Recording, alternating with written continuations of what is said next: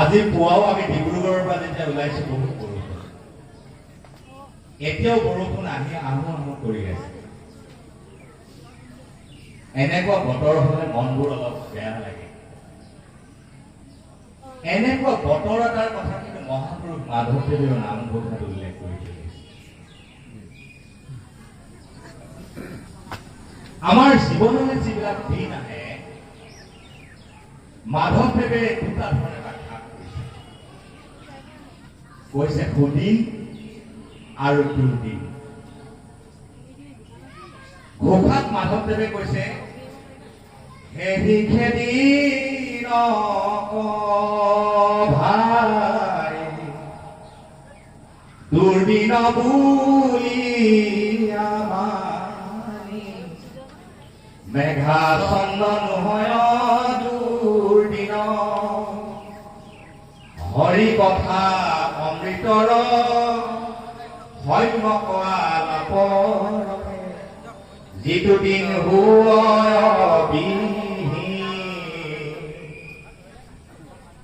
এই যে আকাশত মেঘ বৰষুণ আহো আহো কৰে, মাধৱদেৱ মহাপুৰুষে কৈছে এইটো জীৱনৰ দুৰ্দিন নহয়, মেঘাচ্ছন্ন দিনটো বেয়া দিন নহয়। কোনটো জীৱনৰ কাৰণে দুৰ্দিন? কোনটো? হৰি কথা অমৃতৰ সন্মুখ আলাপৰকে যিটো দিন হয়বিহীন, যিটো দিনত কৃষ্ণ কথাৰ লগত আমাৰ সম্বন্ধ নকৰে, কৃষ্ণ কথাৰ প্ৰেমৰ ৰসৰ লগত আমাৰ আলাপ নহয়, আমি কৃষ্ণ কথাৰ অমৃত সুধাৰ লগত আমি সংযুক্ত নহওঁ। মহাপুৰুষ মাধৱদেৱে কৈছে সেইটো দুৰ্দিন। আৰু এনেও মাধৱদেৱক বৰষুণ দিয়াৰ দায়িত্ব এটা দিয়া হৈছিলে, আপোনালোকে জানেনে? মাধৱদেৱৰ কাম বৰষুণ দিয়াই আছিলে। চৰিতকাৰে যেতিয়া শংকৰদেৱ আৰু মাধৱদেৱৰ স্মৃতিচাৰণ কৰিছে তেতিয়া কি কৈছে জানে? ভকতি বাৰিষা ঋতু লোকৰ কুশল হেতু মিলিলা শংকৰ ৰূপহৰি মাধৱ গম্ভীৰ মেঘ বৰশিলা অবিচ্ছেদ হৰিনাম জলতব কৰি। মাধৱ গম্ভীৰ মেঘ বৰশিলা অবিচ্ছেদ হৰিনাম জলতব কৰি। মাধৱদেৱৰ দায়িত্ব বৰষুণ দিয়াৰে। বৰষুণ দিবৰ কাৰণে মাধৱদেৱ আহিছিল, খালি বৰষুণৰ অলপ বেলেগ। কিহৰ বৰষুণ দিলে? কৃষ্ণ কথাৰ বৰষুণ, হৰি কথাৰ বৰষুণ, ৰাম কথাৰ বৰষুণ, গোবিন্দৰ গুণজপৰ বৰষুণ। সেই বৰষুণত আমি নিতিতা হলে মহাপুৰুষীয়া সোণালী মাৰ্গেৰে আমি খোজকাঢ়িব নোৱাৰিলোহেঁতেন। সেইজন মহাপুৰুষ মাধৱদেৱৰ আজি আৱিৰ্ভাৱ মহোৎসৱ আমি আয়োজন কৰিছো। আচলতে সঁচাকৈ মাধৱদেৱ অসামান্য, সঁচাকৈ মাধৱদেৱ অতুলনীয়। কাৰো লগত মানৱ জাতিৰ বুৰঞ্জীত মাধৱদেৱৰ সঁচাকৈ তুলনা নহয়। মাধৱদেৱৰ যিটো অতুলনীয় গুৰু সেৱা, আমাৰ প্ৰধান সম্পাদকভাৱে অকণমান স্পৰ্শ কৰি গৈছিল। গুৰু সেৱাত যি সমৰ্পিত প্ৰাণ, গুৰুৰ পৰা তেওঁ আৰ্জন কৰা শক্তি ভক্তি পৰাক্ৰমৰ যি নমুনা, যথাৰ্থতে মানৱ জাতিৰ বুৰঞ্জীত মাধৱদেৱৰ দৰে পাবলৈ নাই। আৰু মাধৱদেৱ কিমান উচ্চ, কিমান মহৎ, কিমান শক্তিশালী আছিল। শ্ৰীমন্ত শংকৰদেৱৰ এটা মাধৱদেৱৰ সম্পৰ্কে কোৱা বাক্যতে আমি ঠিক কৰিব পাৰোঁ। মাধৱদেৱক শংকৰদেৱে কৈছে ব্যৱহাৰটো তোমাক পাই মই সম্পূৰ্ণ। যাক লগ পাই শ্ৰীমন্ত শংকৰদেৱৰ দৰে এগৰাকী মহাপুৰুষে নিজক সম্পূৰ্ণ হোৱা বুলি অনুভৱ কৰিছে। যাক নোহোৱা হলে অসম্পূৰ্ণ হৈ থাকিলোহেঁতেন বুলি ভাবিছে, সেইজনে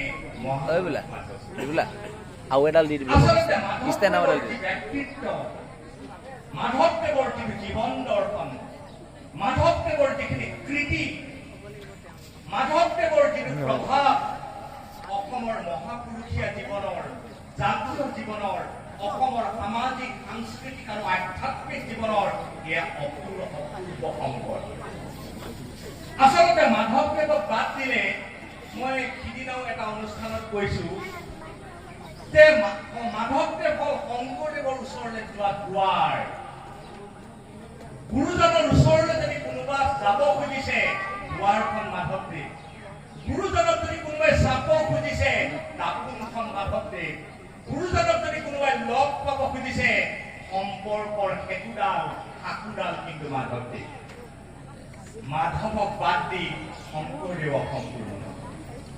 আৰু আচৰিত লাগে, আদৰ্শৰ লগত, তত্বৰ লগত, দৰ্শনৰ লগত, উদ্দেশ্যৰ লগত কতো শংকৰ মাধৱৰ প্ৰভেদ নাই। গুৰু পথকে অনুসৰণ কৰি সমগ্ৰ জীৱন মাধৱদেৱ উৎসৰ্গা কৰিলে, বিপুল সৃষ্টি দিলে, চিন্তা দিলে, উচ্চতৰ আধ্যাত্মিক নৈতিক আদৰ্শ দিলে, সকলো শংকৰদেৱত সমৰ্পিত। তাৰ মাজতো মাধৱদেৱ কিন্তু স্বকীয় প্ৰতিভাৰে, নিজৰ গৰিমাৰে, অসাধাৰণ তেওঁৰ মৌলিক প্ৰতিভাৰে সৈতে মাধৱদেৱ কিন্তু উজ্জ্বলি আছে। সেইজন মাধৱদেৱক এনেবোৰ উৎসৱৰ মাজত আমি এবাৰ বিচাৰ কৰি চাব পাৰো। মাধৱদেৱৰ অনেক প্ৰতিভা, আটাইতকৈ শ্ৰেষ্ঠ পৰিচয় মাধৱদেৱ মহাপুৰুষ গুৰুজনাৰ সুযোগ্য উত্তৰাধিকাৰী। আমি উত্তৰাধিকাৰী শব্দটো আমি ভুলকে বুজো। অনুগামীকে উত্তৰাধিকাৰী নুবুলে। অনুগামী হোৱা আৰু উত্তৰাধিকাৰী হোৱাৰ মাজত পাৰ্থক্য আছে। অনুগামী আৰু উত্তৰাধিকাৰী, মাধৱদেৱ মহাপুৰুষ শ্ৰীমন্ত শংকৰদেৱৰ প্ৰকৃত উত্তৰাধিকাৰী আছিল। কি উত্তৰাধিকাৰী আছিল? গুৰুজনাৰ আধ্যাত্মিক উত্তৰাধিকাৰী আছিল। কি উত্তৰাধিকাৰী আছিল? গুৰুজনাৰ সামাজিক, সাংস্কৃতিক, তেওঁৰ যিখিনি বৰ্ণাঢ্য কৰ্ম আৰু আদৰ্শ সকলোৰে উত্তৰাধিকাৰী আছিল মাধৱদেৱ।